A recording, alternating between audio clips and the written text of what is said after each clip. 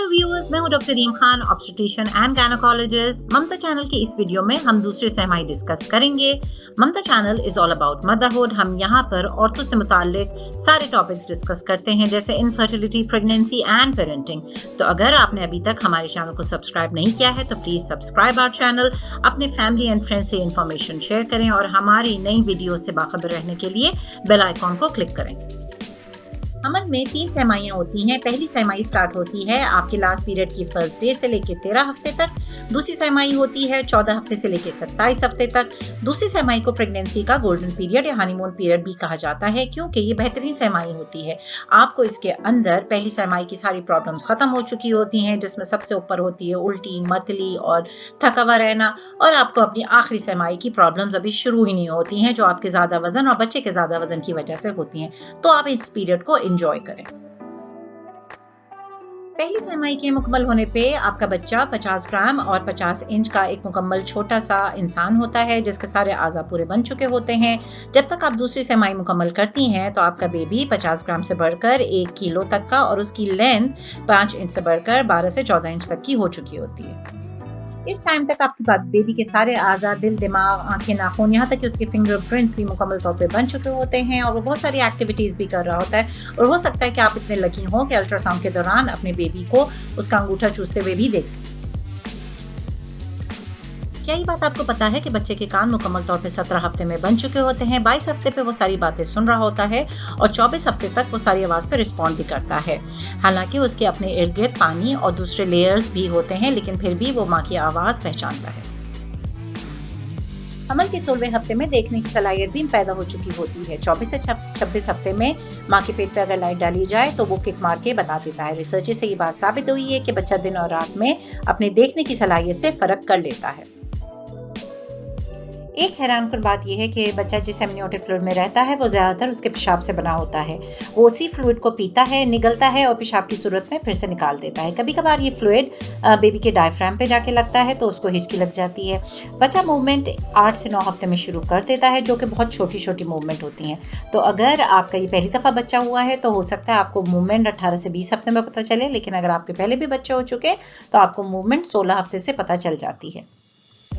तो अब हम ये बात करेंगे कि माँ के जिस्म में क्या क्या चेंजेस आती हैं। पहली सहमाई में सारी प्रॉब्लम्स होती हैं जो कि अब खत्म हो चुकी होती हैं, जिसमें सबसे ऊंचे नंबर पे होती है उल्टी और मतली। तो जब आपकी ये प्रॉब्लम्स अब खत्म हो जाती हैं तो अब अपना खाने पे तवज्जो देती हैं। रिसर्च से ये बात पता चला है कि 80% औरतें अपनी पहली सहमाई में अपना वजन कम करती हैं। चौथे महीने तक वजन हमल से पहले वाले वजन के जितना हो जाता है और फिर असल में 5वें महीने में आप अपना वजन बढ़ाना शुरू करती हैं, जो कि तकरीबन 2 से 2.5 किलो वजन हर माह बढ़ता है। लिहाजा छोटे स्ट्रक्चर वाली औरतों में बेबी पम्प 5वें महीने में नजर आता है, जबकि बड़े स्ट्रक्चर वाली औरतों में 6 महीने में बेबी पम्प नजर आने लगता है। इसके अलावा जो चेंजेस आपकी छाती के अंदर नजर आती हैं वो होती हैं छाती का डार्क हो जाना, छाती का भारी हो जाना और उसके अलावा उसके ऊपर स्ट्रेच मार्क्स का भी नजर आना। तो इसके लिए आपको चाहिए कि आप एक वेल सपोर्टेड ब्रा खरीद लीजिए और कोई अच्छी सी क्रीम लगा लें ताकि स्ट्रेच मार्क से आपको इचिंग ना हो। साथ ही साथ आपको हो सकता है अपनी स्किन के ऊपर दूसरे मुंह पे छाइयाँ नजर आनी शुरू हो जाएं, जिनको आम अल्फाज में खुलाजमा कहा जाता है। ये भी एक हमल का तोहफा होता है। आपको चाहिए इस पर आप कोई सी भी मॉइस्चराइजर लगा लें, लेकिन याद रहे जैसे आपका हमल खत्म होगा आपको स्किन की सारी डार्कनिंग या गहरी होने की स्किन की प्रॉब्लम से निजात हासिल हो जाएगी। एक और गहरा, बहुत ज्यादा गहरा निशान आपकी नाक से नीचे की तरफ जाता हुआ महसूस होगा, उसको लीनिया नाइग्रा कहते हैं। वो भी हमल के साथ ही खत्म हो जाएगा, बिल्कुल परेशानी की कोई बात नहीं। अब हम बात करते हैं स्ट्रेच मार्क्स की। स्ट्रेच मार्क्स क्यों होते हैं? एक मिथ ये है कि स्ट्रेच मार्क्स खारिज करने की वजह से होते हैं। मैं आपको बताती हूँ कि नहीं, वो खारिज करने की वजह से नहीं होते हैं। वो वजह होती है या तो आपकी स्किन की टाइप होती है और आपके बच्चे की बढ़ने की स्पीड। स्किन की एक जनरल ये चीज होती है कि वो एक लेवल तक तो स्पीड से बढ़ती है, लेकिन उसके बाद वो अपनी जगह से फट जाती है अगर बहुत ज्यादा स्ट्रेच किया जाए। यही होता है हमल के दौरान में। तो इसके लिए आप सिर्फ ये कर सकती हैं कि अपनी जल्द पे कोई मॉइस्चराइजर लगा लें। जैसे ही जल्द वापस अपनी जगह पे हमल के बाद जाएगी तो वो स्ट्रेच मार्क्स कम हो जाएंगे, लेकिन हाँ, स्ट्रेच मार्क्स खत्म नहीं होते। प्रेगनेंसी के हार्मोन्स की वजह से आपकी नाक की म्यूकस लाइनिंग थिक हो चुकी होती है, जिसकी वजह से आपको अपनी नाक बंद और भरी भरी भी महसूस हो सकती है। इसके लिए आप एक तो ये कर सकती हैं, या तो स्टीम ले लें, गरारे कर लें, सैलिन के ड्रॉप्स मिलते हैं वो डाल लें, या फिर ये कि आप सैलिन के इनहेलर्स भी मिलते हैं, आप वो भी इस्तेमाल कर सकती हैं। दांतों की प्रॉब्लम भी एक बहुत संगीन प्रॉब्लम होती है, क्योंकि दांतों की इन्फेक्शंस की वजह से प्रीमेच्योर लेबर या जल्दी दर्द आने की कॉम्प्लिकेशंस हो सकती है। इसलिए अगर आपके दांतों में दर्द हो, सूजन हो, खून आ रहा हो या कोई और प्रॉब्लम हो तो प्लीज अपने डेंटिस्ट को जरूर एक विजिट कर लें। दूसरी सहमाई से आखिरी सहमाई तक जब तक बच्चा पैदा होता है आपकी टांगों में दर्द की कॉम्प्लिकेशन रहेगी। इसके लिए सबसे बेहतरीन हल ये है कि दिन भर चाको चौबंद रहें, कंफर्टेबल जूते पहने और जब मौका मिले तो जब लेट के अपनी टांगों का मसाज करा लीजिए। रात को सोने से पहले एक गर्म शावर लें और हो सके तो थोड़ी सी स्ट्रेचिंग एक्सरसाइजेस भी कर लीजिए। एक और कॉमन शिकायत कब्ज और बवासीर। कब्ज के लिए आपको चाहिए कि आप दिन भर एक्टिव रहें, पानी का ज़्यादा इस्तेमाल करें और फाइबर ज़्यादा से ज़्यादा डाइट में लें। अगर उसके बावजूद भी आपको बवासीर हो जाती है तो उसके लिए आपको ओवर द काउंटर दवाइयाँ मिलती हैं, आप क्रीमें लेके अपनी जख्म पे लगा सकते हैं, या फिर आपसे इस्पात होता है जो कि पानी के एक गहरे बोल के अंदर आप अपने आप को गर्म पानी में सोख करते हैं और उसकी वजह से भी जख्म को आराम मिलता है।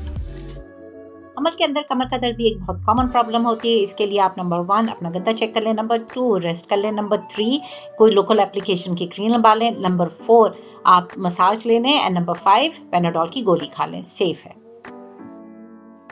एक और बहुत कॉमन पेन, आगे पेट की तरफ पेन, मसाने की जगह पे पेन, वो होता है राउंड लिगामेंट का पेन। ये इसलिए होता है क्योंकि आपकी बच्चेदानी अपने साइज से ऊपर की तरफ बढ़ रही है जो कि राउंड लिगामेंट को स्ट्रेच कर रही है। इसके लिए आप कुछ नहीं कर सकती, हमल का तोहफा होता है, आराम करें और इंतजार करें।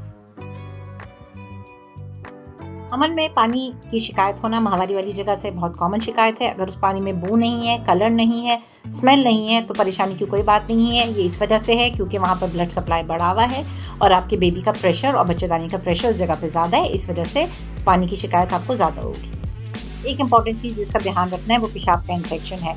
पेशाब का इन्फेक्शन प्रेगनेंसी में हो सकता है, वजह क्योंकि मसाना कम्प्लीटली तौर पे एम्प्टी नहीं हो पाता है, मसाने के ऊपर वजन होता है बच्चेदानी का और बच्चे का। तो इसके लिए अगर आप ये देखती हैं कि आपको पेशाब में जलन है, पेशाब ज़्यादा आ रहा है या आप पूरी तरीके से कर नहीं पा रही हो, साथ में आपको बुखार भी हो रहा है, तो डॉक्टर से विजिट करें। हो सकता है आपको इसके लिए एंटीबायोटिक्स दी जाए, क्योंकि अगर पेशाब में इन्फेक्शन होता है तो वो भी बच्चा जल्द पैदा करने की एक कॉम्प्लिकेशन बन सकता है। तो अब बात करते हैं चेकअप्स की।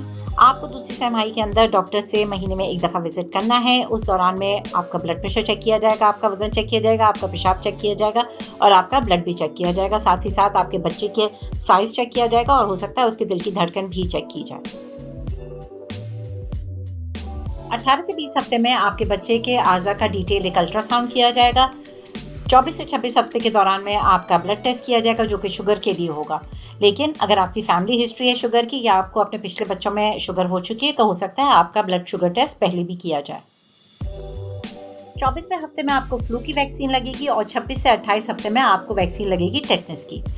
तो इसके साथ साथ अब आपको अपने आयरन, अपने कैल्शियम, अपनी मल्टीविटामिन की टैबलेट्स पाबंदी से लेनी है, क्योंकि अब ये ज़माना है कि जो आपको अपना ब्लड बना के रखना है और अपने बच्चे की और अपनी हड्डियों के लिए ताकत की दवाइयाँ ज़रूर लेनी है।